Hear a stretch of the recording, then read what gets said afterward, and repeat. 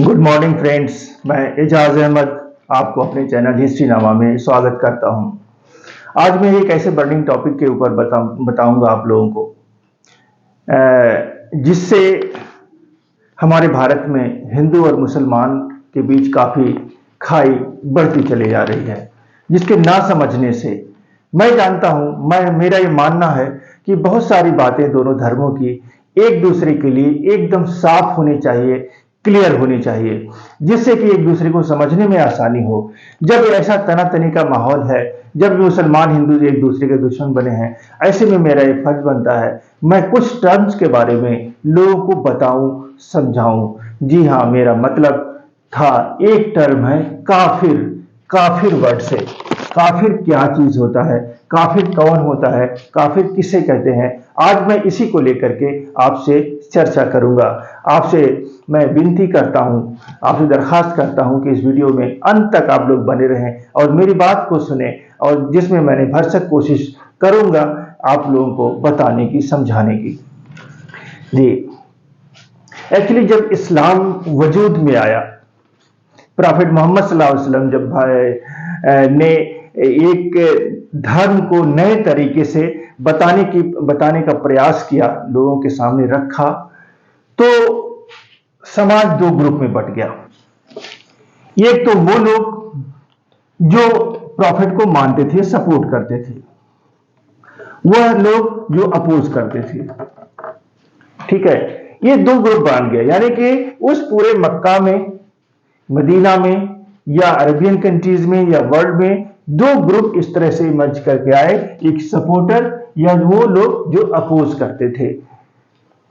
एक तो सपोर्टर वो थे जो अपने इस धर्म के लिए, अपने इस इस्लाम के लिए अपनी जान की बाजी लगा रहे थे।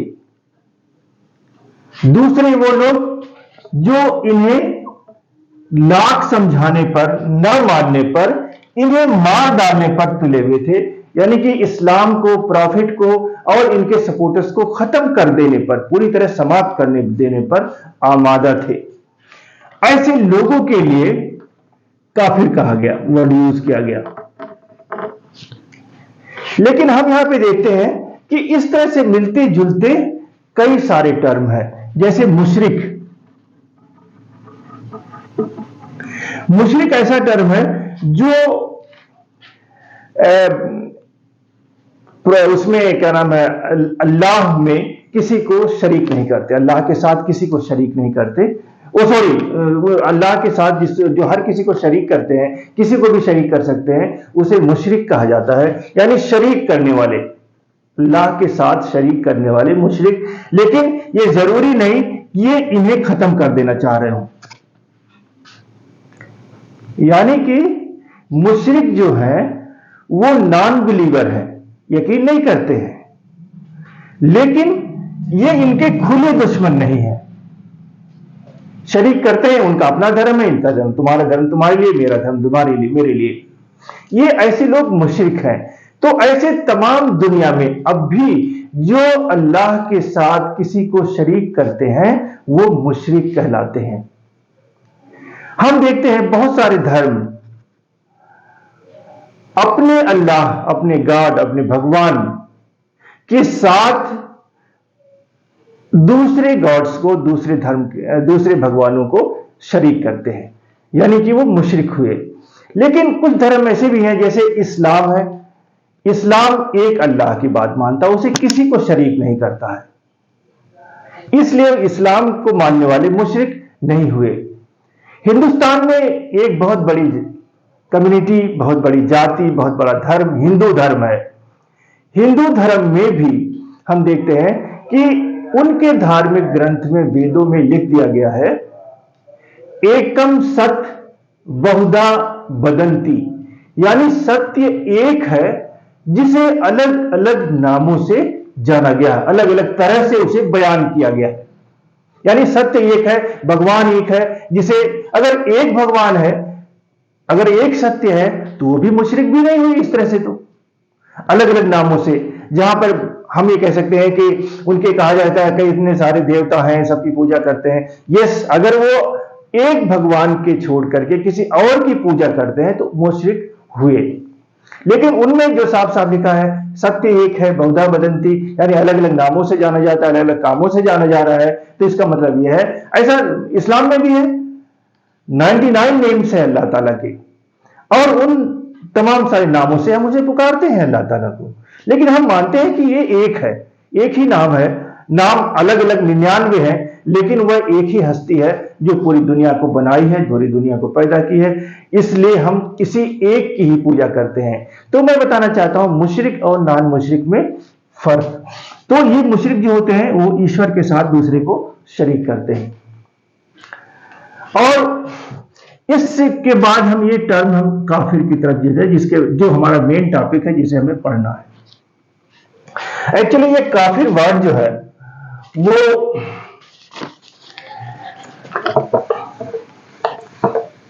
अरबिक के रूट वर्ड काफ,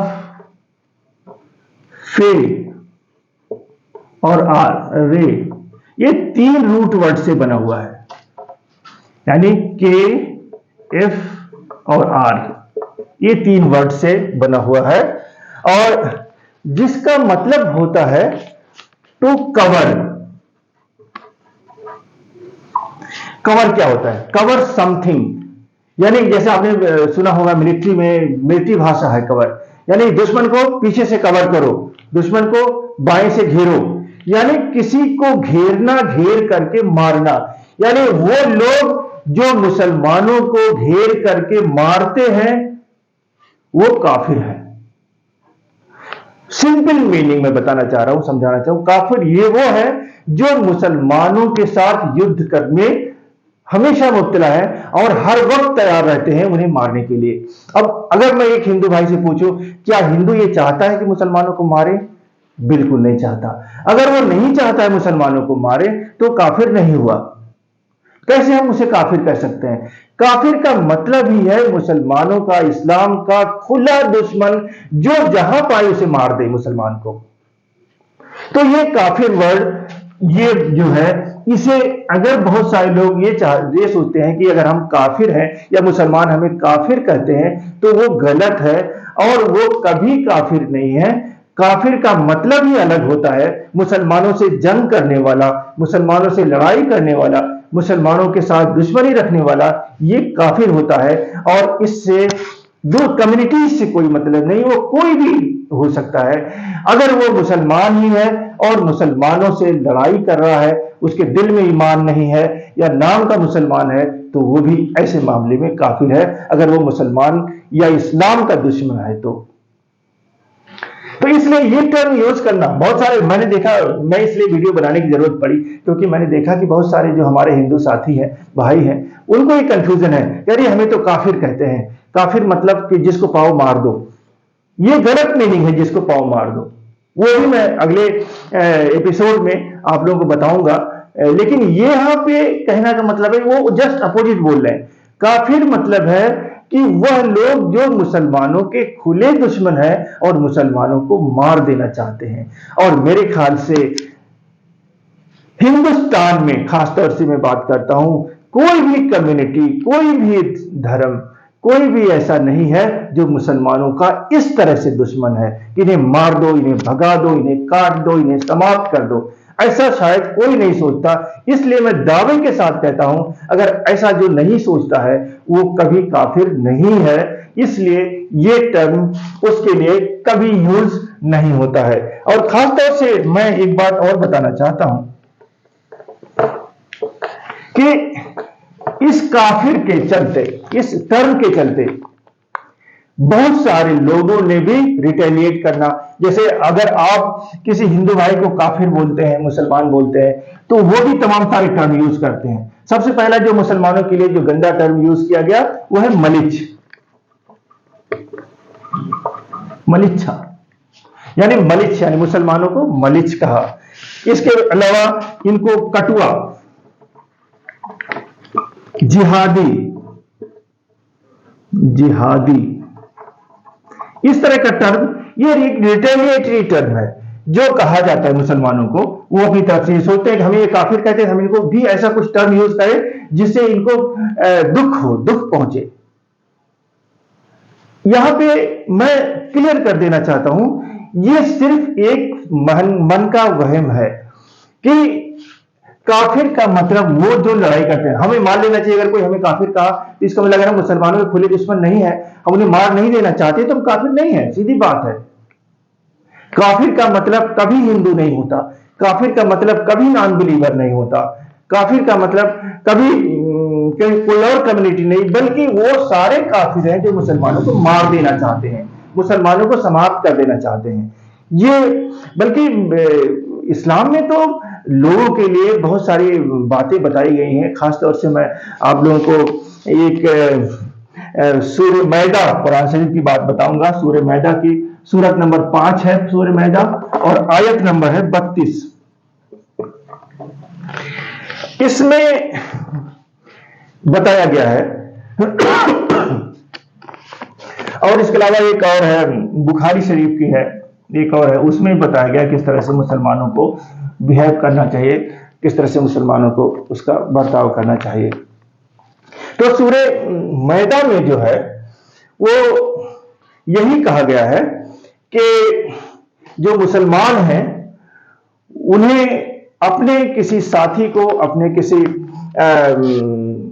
दोस्त को नुकसान नहीं पहुंचाना चाहिए, उन्हें किसी तरह से हर्ट नहीं करना चाहिए, अपने किसी धर्म को दूसरे धर्म को वो नहीं करना चाहिए। बुखारी में भी कहा गया है कि कई हदीसों में कहा गया है कि मुसलमानों को जो है अपने पड़ोसियों से नफरत नहीं करना चाहिए। यानी कि एक मुसलमान ने अगर अपने पड़ोसी के लिए नफरत रखता है, एक मुसलमान अपने पड़ोसी का बुरा चाहता है, भले वो 5 वक्त का नमाजी हो, रोजेदार हो, तो वो जहन्नम में जाएगा, ऐसा बुखारी का कहना है। इसका कहना है कि अगर एक मुसलमान ने किसी इंसान को मार दिया, यानी कि सूरह मैदा का कहना है, अगर किसी मुसलमान को मार दिया तो उसने यानी कि सारी इंसानियत का कत्ल किया। एक कत्ल किया तो सारी इंसान को कत्ल कर दिया, पूरी दुनिया के इंसानों को कत्ल कर दिया, इतना सारा गुनाह उसके ऊपर लग जाएगा। यानी कि ये सूरह मैदा ये हमें सबक देती है कि हमें अपने दूसरे साथियों का एहतराम करना चाहिए, उन्हें नुकसान नहीं पहुंचाना चाहिए किसी तरह से। कुरान, हदीस, ये तमाम सारी चीजें हमें इस तरह की बातें बताती हैं कि हमें दूसरे धर्म के लोगों से किस तरह से रहना चाहिए और उनके साथ मित्रता, भाईचारा, प्रेम के साथ बर्ताव करना चाहिए, रहना चाहिए। मैं यही बताना चाहता हूं, ये काफिर का कंफ्यूजन दूर करना चाहता हूं। इसमें मेरा ख्याल है आपकी समझ में बात आई होगी। नेक्स्ट टाइम फिर मैं एक अलग वीडियो के साथ आपके सामने हाजिर होऊंगा। तब तक के लिए धन्यवाद।